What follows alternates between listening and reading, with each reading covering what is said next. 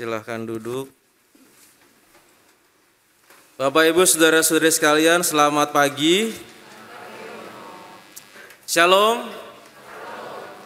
Waduh, nampaknya misa kepagian, udah gitu hujan-hujan lagi ya. Sangat sedikit, yang semangat kayaknya cuma kurnya doang itu ya. Selamat pagi sekali lagi saudara-saudari. Udah bangun ya? Saudara-saudari terkasih, berdoa. Kita sebagai umat beriman pasti juga berdoa. Dan sering kita berdoa. Ada macam-macam tipe berdoa. Kadang-kadang ada yang tipenya berdoa seperti seorang anak kecil ini. Ada anak kecil yang sedang menginap di rumah neneknya, kakak beradik. Malam-malam mereka ini ingin menunjukkan doanya juga.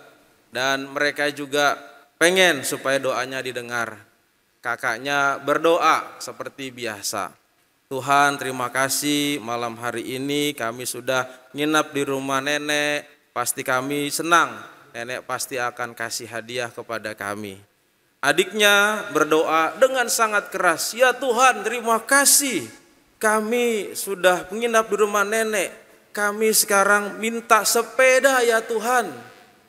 Kakaknya bilang, "Hus, kamu ini kok berdoa kencang-kencang, emangnya Tuhan itu gak mendengar? Tuhan tidak tuli." Tuhan memang tidak tuli, tapi nenek kita sudah tuli gitu. Jadi tipe anak kecil ini pengen doanya itu didengar, lalu dikabulkan ya. Siapapun yang mengabulkan ya, yang penting orangnya.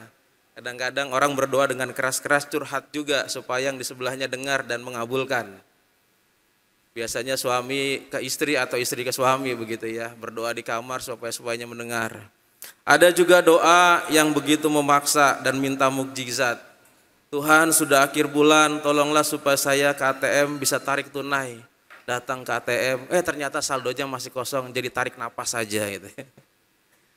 Ada juga yang kadang-kadang berdoa seperti seorang pemuda gitu ya.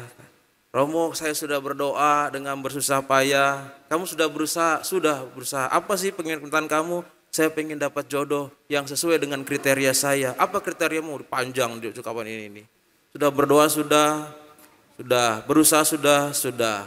Yang terakhir adalah apakah kamu sudah bercermin? Wah, itulah. Belum, Romo. Nah, itu coba. Jadi ada kadang-kadang tipe-tipe orang yang memaksa dalam doa, ada yang juga pingin doanya dan ini dan itu. Saudara-saudari, tentu namanya berdoa adalah sesuatu pada Tuhan, meminta apa saja itu adalah kata-kata Tuhan sendiri.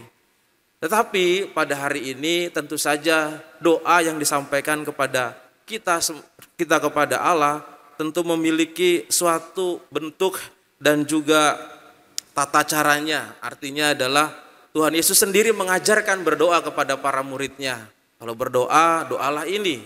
Dan bahkan jangan bertele-tele. Ada macam-macam ajaran tentang berdoa itu.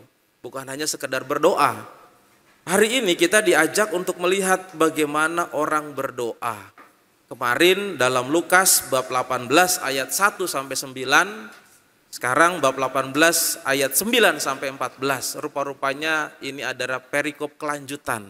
Satu bab 18 1 sampai 8 itu yang dibacakan pada minggu yang lalu. Minggu yang lalu dibacakan tentang bagaimana hal berdoa, yaitu supaya tidak jemu-jemu seperti yang diumpamakan seorang janda yang terus meminta kepada hakim supaya perkaranya dimenangkan. Maka hakim itu saking jengkelnya, ya sudahlah daripada mengganggu terus, saya kabulkan. Doa yang tidak jemu-jemu, itu bukan memaksa tapi tidak jemu-jemu, terus. Nah kali ini yang 18, 9 sampai 14 juga berbicara mengenai doa. Perumpamaannya bukan seorang hakim dengan seorang janda, tapi adalah seorang Farisi dengan seorang pemungut cukai. Seorang Farisi kita tahu siapa dia. Dia adalah orang yang tentu saja kelompok memiliki suatu adat istiadat yang sangat luar biasa, memegang teguh dan doa-doanya selalu rutin dan punya kebiasaan yang bagus dalam hidup doa dan rohaninya. Sedangkan pemungut cukai, nah kenapa yang diambil kok pemungut cukai? Bukan sekalian orang yang berdosa sekalian yang dianggap sebagai pembunuh ya atau segalanya, tapi pemungut cukai. Pemungut cukai ini adalah orang yang dianggap berdosa, sama seperti orang kusta. Dianggap berdosa karena berkolaborasi dengan pemerintahan Romawi untuk mengambil pajak dan dianggap berkhianat. Nah, itu dianggap berkhianat. Padahal dia hanya sebagai seorang petugas ya, sebagai seorang pekerja saja yang mengambil itu. Oknum-oknum mungkin bisa memeras, tapi belum tentu. Nah, kenapa yang diambil ini pemungut cukai? Jadi orang yang dianggap berdosa padahal belum tentu. Ya. Nah, lalu kemudian dua orang ini disandingkan. Yang pertama, orang Farisi berdoa dengan kesombongannya, dengan mengatakan segala sesuatu yang menjadi prestasinya dalam hidupnya, dan juga seolah-olah ditunjukkan bahwa Tuhan, saya sudah buat ini, sudah buat itu, sudah buat yang itu, sudah buat yang ini, maka Tuhan terimalah saya, kabulkanlah saya, kabulkanlah permohonan saya. Tetapi orang Farisi, orang pemungut cukai itu adalah orang yang sudah merasa dirinya berdosa. Nah ini, dia belum tentu tadi dianggap, dia belum melakukan dosa itu. Dianggap pekerjaannya itu berdosa, tapi dengan segala kerendahan hatinya, dia menganggap dirinya berdosa. Maka dikatakan, Tuhan kasihanilah aku orang berdosa ini.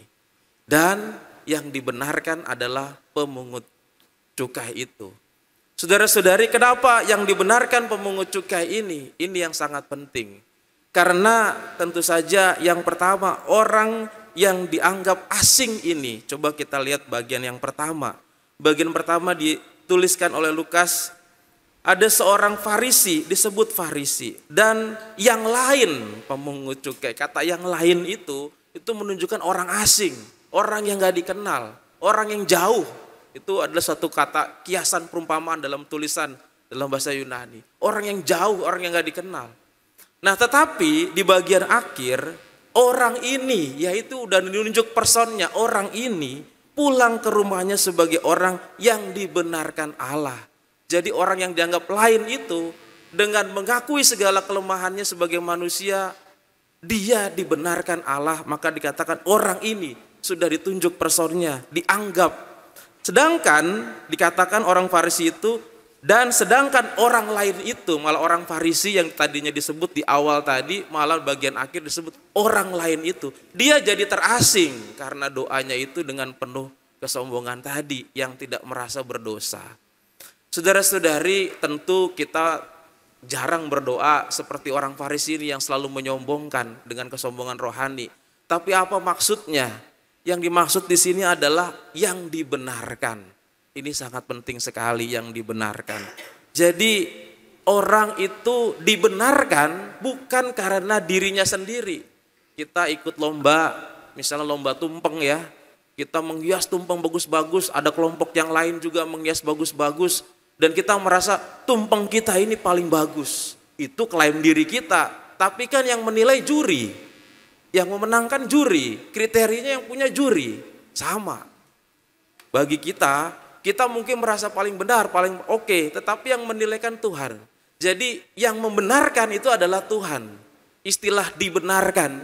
Ini adalah suatu istilah yang sering dipakai dalam istilah teologi yang tentu saja istilah iman. Jadi orang itu dibenarkan. Saudara-saudari, kita ini adalah orang-orang yang dibenarkan karena Tuhan.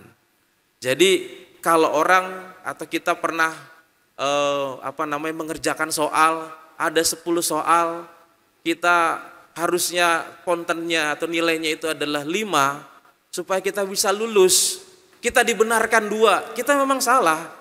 Artinya salah 5, betulnya 5, nilainya 5, nggak lulus. Tetapi 5 lagi yang salah, udahlah sama gurunya, ini bonus dibenarkan. Jadi 7, lulus. Nah, kata dibenarkan itu udah salah tapi dibenarkan. Lain dengan orang Farisi ini yang menganggap benar, yang menganggap dirinya benar. Maka tidak perlulah mengatakan saya ini orang berdosa. Hal yang penting dan terbaik dalam doa yaitu adalah mengakui bahwa kita ini adalah orang berdosa. Maka dalam doa yang diajarkan Yesus mengatakan, ampunilah kesalahan kami. Itu juga ada. Dalam Ekaristi yang kita lakukan, kita melakukan juga ritual itu. Saya berdosa, saya berdosa, saya sungguh berdosa. Sebelum kita mulai. Dan itulah adalah menunjukkan Memang kita dibenarkan oleh Tuhan. Jadi prestasi kita itu adalah tidak menentukan datangnya rahmat. Tetapi rahmat itu diberikan oleh Tuhan karena dibenarkan. Seperti tadi, kita harusnya tidak lulus, dikasih bonus 2. Itu kan yang membenarkan adalah gurunya, bukan karena usaha kita. Kalau orang Farisi ini, itu lebih pede, tidak menganggap salah dirinya, ya menganggap benar. Pokoknya saya harus lulus, saya harus begini dengan usaha saya. Saudara-saudari terkasih, maka dalam doa yang penting dan dalam hidup kita sebagai orang beriman, kita ini adalah orang-orang yang dibenarkan. Yang rahmat Tuhan itu datang pada kita, yang berkat itu datang pada kita, menjadi suatu hadiah, menjadi suatu berkat yang diberikan karena kita dibenarkan, bukan karena prestasi kita. Begitu Paulus juga dalam bacaan pertama juga mengatakan demikian. Oleh karena itu, maka kita sikap dasar sebagai orang beriman, entah dalam doa, dalam hidup kita sebagai orang beriman, kerendahan hati berarti merasa bahwa diri kita itu penuh dengan kesalahan dan dosa, dan kita mengakui kelemahan kita di hadapan Tuhan. Kerendahan hati dalam doa sebagai orang yang dibenarkan. Justru Allah malah mengenal orang yang seperti itu. Maka yang kita tambahkan dalam doa-doa kita yang pertama-tama dari kita adalah bahwa kita mengakui dengan kerendahan hati sebagai orang yang berdosa. Yang pertama-tama itu dulu, datang sebagai orang yang dibenarkan kepada Allah. Tentu saja itu adalah suatu hal yang menjadi syarat utamanya. Bukan pertama-tama seluruh apa yang mau kita sampaikan, yang mau kita inginkan, segala kepentingan kita sampaikan dulu. Tapi datanglah sebagai orang yang dibenarkan. Dengan kerendahan hati mengakui segala kelemahan. Sehingga kalau sudah dibenarkan, ya sudah, pasti sudah senang gitu. Ibaratnya kalau ada seorang anak yang bandel sekali, yang kemudian tidak pernah pulang ke rumah, main terus, gak pernah nurut sama orang tuanya. Tapi kalau datang minta sesuatu, maksa-maksa, ya susah. Merasa benar, tapi kalau sudah mengakui minta maaf, saya begini, saya begitu, pasti hatinya Tuhan luluh. Dan pasti mau apa? Kasih. Mau apa? Kasih. Karena sudah luluh duluan dengan kerendahan hati dan dibenarkan. Oleh karena itu saudara-saudari, sikap penting dalam hidup beriman dan doa, apakah kita sudah merasa menjadi orang yang dibenarkan Tuhan dengan penuh kerendahan hati sebagai orang yang mengakui segala kelemahan dan dosa-dosa kita. Semoga Tuhan memberkati kita. Amin.